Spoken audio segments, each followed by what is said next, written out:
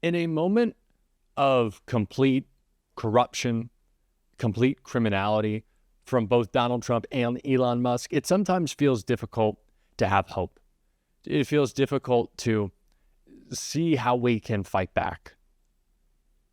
But Hakeem Jeffries is making it a little bit easier, telling us the ways that he is not only going to screw up Donald Trump's plans, drop the hammer on them, stick the dagger in them, but the ways that we can use our voice to push back against what is happening right now, today. We've already seen it be effective in combating the most ridiculous and dangerous actions to begin the Trump administration, and Hakeem Jeffries laid out the plan of how we need to continue to do so in a clip I want to check out. But before we do, if I could quickly ask you to leave a like on this video, and if you haven't already and you enjoy our channel, to hit that subscribe button. It goes a long way, and it really does mean a lot to me. Now let's get into Hakeem Jeffries. Leading off our discussion tonight is House Democratic Leader, Congressman Hakeem Jeffries of New York. Thank you very much for joining us tonight. I understand how difficult your work week is these days, and I really appreciate that you making the time for us tonight. Great to be on with you tonight, Lawrence. And I want to ask you about where your points of leverage are coming up, because in the House of Representatives, the minority has very few operative rights. You can introduce legislation, but it's impossible for you to get bills passed. You can't even get hearings on the bills, and the committee's run by Republicans. But it seems like the budget issues coming up, as far as I can see, are your first point of real leverage, where you can negotiate real outcomes with Donald Trump. Well, it's an all-hands-on-deck effort from beginning every day, every week, every month. And that's been the case. That means that it's state, it's local, it's federal, it's the House, it's the Senate, it's the courts, it's the lawyers, it's the governors back at home. Certainly, it's the people in the community. With respect to the upcoming legislative dynamics here in the House, as we approach the March 14th spending deadline, that's currently being negotiated in a bipartisan way, but we have made clear to our Republican colleagues that they have to respect Congress's ability, pursuant to the Constitution, to appropriate funds, and that we have to hold the executive branch accountable for laws that are enacted requiring funds to be spent on behalf of the American people. And that will certainly be part of our discussion, Lawrence, as we approach the March 14th spending deadline. What are you going to do about it? I know how challenging a question that is for members of the minority party in the House of Representatives. But the questions you're getting, and I know you're getting back in New York, and you see it online, is the what are you going to do about it? And the question people are asking is, what are you going to do about a president who simply doesn't care about the law? And no one in your position has ever had to strategize against that before. Yeah, one of the things that will continue to be important is our partnership with lawyers and advocacy groups as part of the litigation strategy. We've seen a flood and an avalanche of outrageous executive actions that have been taken by the administration and by the current president, but that has also prompted a response of righteous litigation. There are more than 20 different lawsuits that have currently been filed challenging at least 11 of the unlawful executive orders that have been filed, and that will continue as we move forward. At the same time, of course, we have to continue the opposition where merited in pushing back against far-right extremism here in the Congress, and we will. And we also have to make sure that we continue to win the battle for public sentiment. Abraham Lincoln made the point that public sentiment is everything. With it, nothing can fail. Without it, nothing can succeed. And we've seen that in some of the forceful pushback that has caused the Trump administration to step back from their unlawful funding freeze, and most recently, to step back from the wide-ranging imposition of tariffs on our North American allies. Rachel made the point at the beginning of our hour here tonight that you are in a position with this extremely narrow margin in the House now. to be able to exert a leverage that others in your position haven't had, because that vote count of the two parties is so narrow. And at the edge of the Republican vote count there's certainly 5 to 10 Republican members who have to be very worried about their own ability to get reelected in districts that don't support this extremism. That's exactly right. At the end of the day, the House Republicans have the narrowest majority of any party in Congress since the Great Depression. And as of the moment, it's 218 Republicans, 215 Democrats.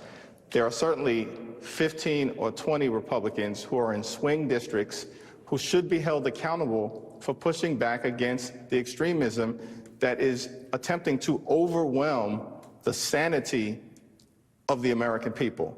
And we've got to make sure that on every issue, Republicans are held to account, and that they can join us if 3 Republicans, all it takes is 3, on any given issue, to partner with the 215 members of the House Democratic Caucus to stop some of the madness from happening.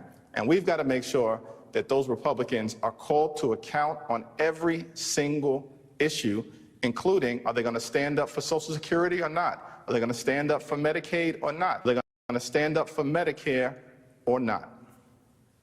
New York's Hakeem Jeffries, Democratic leader of the House of Representatives, thank you so much for joining us tonight. I know people have been very, very eager to hear from you, and you know they all want to know what you're going to do about it, and I'm sure they greatly appreciate hearing from you here tonight. Thanks so much, Lawrence. Thank you. Right now, more than ever, we need to have a unified plan of attack, and especially on our messaging. We need to talk about the issues that matter most to voters, and Democrats need to be fired up doing so. And they need to personalize it. They need to make it very clear how this is impacting your day-to-day life. People's perception of Elon Musk right now, and it is getting more and more negative by the day, but those are the positive ones, think that he's volunteering his time because he's such a swell guy. It's the same story that Donald Trump tried to tell, that, oh, I don't need this, I'm just doing it for you. When in fact, Trump was broke and a criminal and trying to use the levers of power to pour billions into his bank account and escape accountability. Elon Musk is the same. He is trying to make sure that he can act in corrupt ways to benefit himself and his businesses. This is not about the goodness of his heart. That is a message that we have to drive home, and it's something that Jasmine Crockett certainly did in a clip I want to check out right here. I just want to say thank you, because every day that we show up in D.C., we show up for you. We know who we work for. We know that we work for the American people. And what we're not going to do is stand around while they pull this bullshit that they're trying to pull right now. Go ahead. This is why I'm not going to be able to preach, because I probably won't be able to stop cussing. Take your time. But let me tell y'all something. I know some of y'all have been frustrated, and you've been saying, where are the Democrats? Where are our leaders? Well, I'm here to tell you that we ain't never left y'all. All right? We are here. We are also going to make sure that they uphold the law.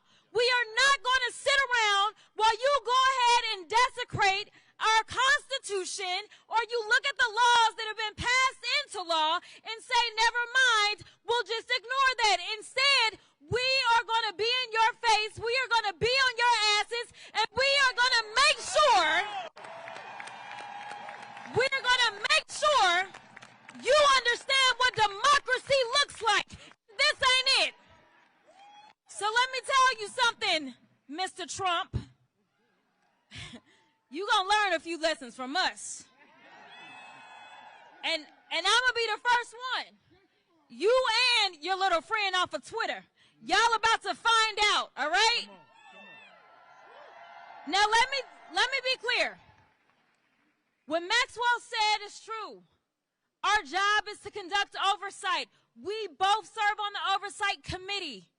And right now, as elected leaders who tried to go in, we were told, well, hold on a second. We got to check to see if you can come in. Now, y'all know he likes to pal around with Putin, right? He's trying to turn us into Russia. But I got news for him. We, the people, will not go.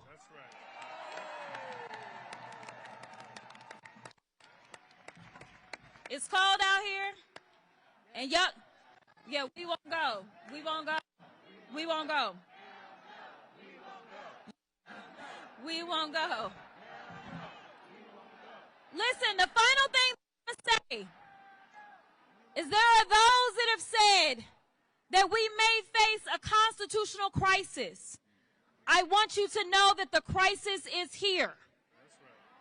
I want you to know that the power belongs to the people, though, y'all.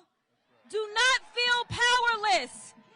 In this moment, as the vice president said as she conceded the election, she said, dark times may be ahead of us, but she said it's only in the darkness that we can see the stars. I am telling you right now that the stars are right here. It is time for us to shine. It is time for us to be heard. It is time for us to make sure that they know we will not go. Democrats need to be hammering this message home every single day. Every single day. We need to be talking about how his corruption is impacting your life directly. How we didn't elect this guy and now he thinks he gets to be in charge. Have to hammer it home. And we're certainly going to be on the show every single day. And if you want to support that, as always, you can hit that subscribe button. You can leave a like on this video. And if you stuck around to the end, you can drop a blue heart in the comments. And until next time, I'll see you soon.